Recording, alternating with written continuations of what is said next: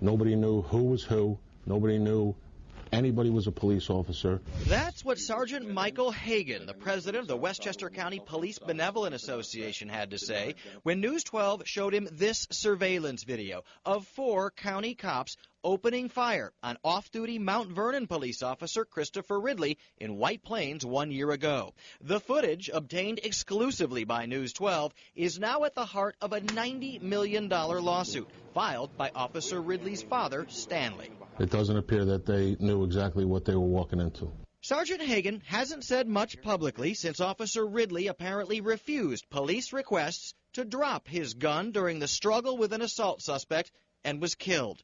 But now that his fellow officers are being accused of purposely shooting Ridley at point-blank range and then conspiring to cover it all up, he is outraged. I think it's an outright lie. I think that they know that it's an outright lie. When Christopher Ridley did not comply, they did what they had to do and what they were trained to do, and that was to stop the threat to their lives and the lives of other people. He's just throwing blame all to Chris, like Chris did everything wrong. Damon Jones sees things much differently. He's the head of the Westchester chapter of the National Black Police Association and was there when Stanley Ridley announced his lawsuit this week. Jones doesn't think the grainy, silent video is conclusive either way. After looking at this, you have to go, I guess, with the witnesses and see what the witnesses.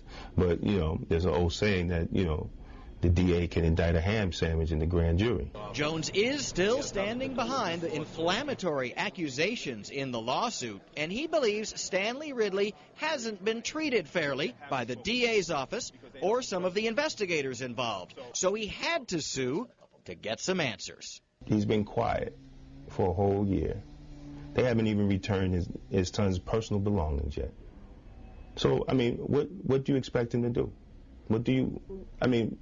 The man lost his son. Well, Stanley Ridley and his attorney, Jonathan Lovett, did agree to sit down with News 12 to watch those videotapes, but then they backed out at the last minute last night without any explanation and have not returned our phone calls since. The 4 county police officers involved in the shooting were cleared of any wrongdoing by a grand jury, and they are still on the job. See live traffic cameras from around the tri-state area. Go to channel 612 and select traffic on News 12 Interactive, only on Cablevision, not on phone company TV or anywhere else.